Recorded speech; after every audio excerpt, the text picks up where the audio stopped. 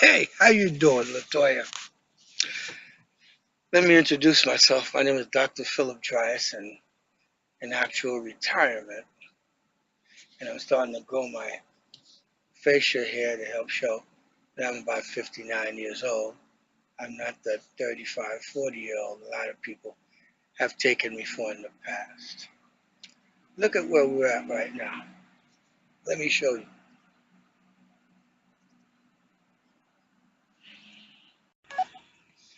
Right now, my dear, let me introduce you to all my girlfriends. That's Veronica. That's Evelyn. This right here is Helene. Um, that's after Helene Debardelaben. I think that's your cousin. We almost got married back in 1982 before she went to Germany. And then she met a guy while we were engaged. And she married him, the guy she met on the airplane. And since he was a sergeant, she was a private. She married him and she went to Italy. Isn't that nice? This is Jocelyn. This is Naomi. This is Paula. That's Michelle. And that right there is Alta Grace. See, this is where I actually do what I do in retirement in this kind of weather. Isn't that nice? See, I'm trying to grow some things here. That right there isn't much. But this is coming along. This wasn't doing so well. And this one, I'm working on it. That's my mint plant. And I usually use that and these other cones to help embellish my driving area. Now, thank you for helping me understand the meaning of retirement from Facebook. Let me take you for a tour, my precious.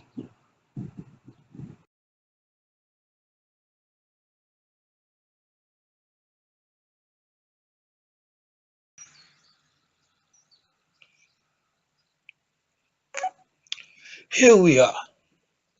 This is my little office. See what I'm working on? Prosecuting the United States of America and the multiple agencies on human rights violations.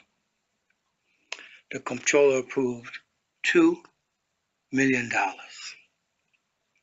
The other $300,000 is because a government agent took over $100,000 worth of antiques and heirlooms out of my home. Stuff like this, see? This, I got that in Korea in 1978. See right there? I owned a business that every 12 to 18 months would in $10 million. Okay? See, this is all my stuff there, all my degrees and all of this other stuff. And this is where I sit at, right here, when I'm typing and talking to you guys on Facebook. Why don't we go ahead and try to fire up one? It's a cigarette. See, having lived so well all my life, never knowing what it was like to be poverty, every time I come in here, I wake up, I feel like shit. This is Dr. Philip Drice, an American hero whose job it was to help do something about drinking and driving. Get my point? With a product I brought in from Canada. You see, you also have to begin to start with, I'm a Haitian national with a green card. I'm not an African American. And since I'm related to 4 presidents of my country, being a sibling of Haitian aristocrats who came from this island right here, because your country destroyed mine. Isn't that nice? Isn't that nice? That's really where I'm from. Exiled out of there because your country destroyed mine to get to Cuba because the Russians wanted to put nuclear weapons there, just like the United States put nuclear weapons in Israel. That's right on the border of Cuba. And no one ever told you Americans that. Isn't that nice? Yeah. It will lie to you to make you go to war. The great Anglo-American Empire of the United States of America destroyed this country just so they can spy on this one. Yeah. York College, I got a master's. I got a Jewish doctorate in national law. These are my products I brought in from Canada. Spent 25 years working in corporate America to get to where I got to. In your country, doing good for America, being an American veteran, and they destroyed my life. I mean, I'm all over the newspapers, TV commercials, radio commercials, the whole 9 yards, and the Bloomberg administration destroyed the son of that pretty woman right there, and that's me. That's me, who fought for this country. Yeah, Quick Reactionary Force, 1st Ranger Battalion, 1975, 76, 77. Honorable discharge. This is not worth anything because this country's betrayed me. I've been fighting for black people because I didn't think we were any different, but we are. That's me at the reparations rally way back then. See? Right there. And there goes Congress right there. This is what's really important about me and my business. That was a $10 million market research deal that I brought in from Canada because I'm a French Haitian, not a Creole Haitian. I'm not an economic refugee in your country begging for nothing. I inherited a rent-subsidized apartment because I quit a $67,000 a year job working for major corporations like this, bringing in this kind of money a month in sales.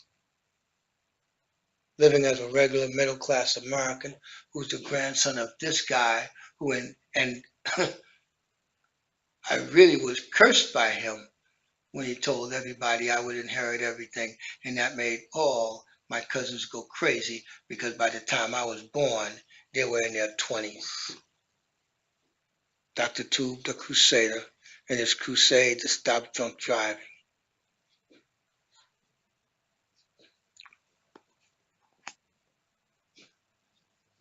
All of this, my creations, that actually took the son of this woman when I was director of the Greater New York Chamber of Commerce. That was a pundit on BBC News who didn't come from poverty. I wasn't in, one of these, let me see, economic draftees that's the only opportunity I had. No, I was a patriot. I wanted to go to war. Vietnam era. And I believe I made a mistake. These are the Haitians, exiled from their country. And look at what the United States have given me after 1 year in homelessness. Nothing, because I did this all by myself. All alone, a year out of homelessness.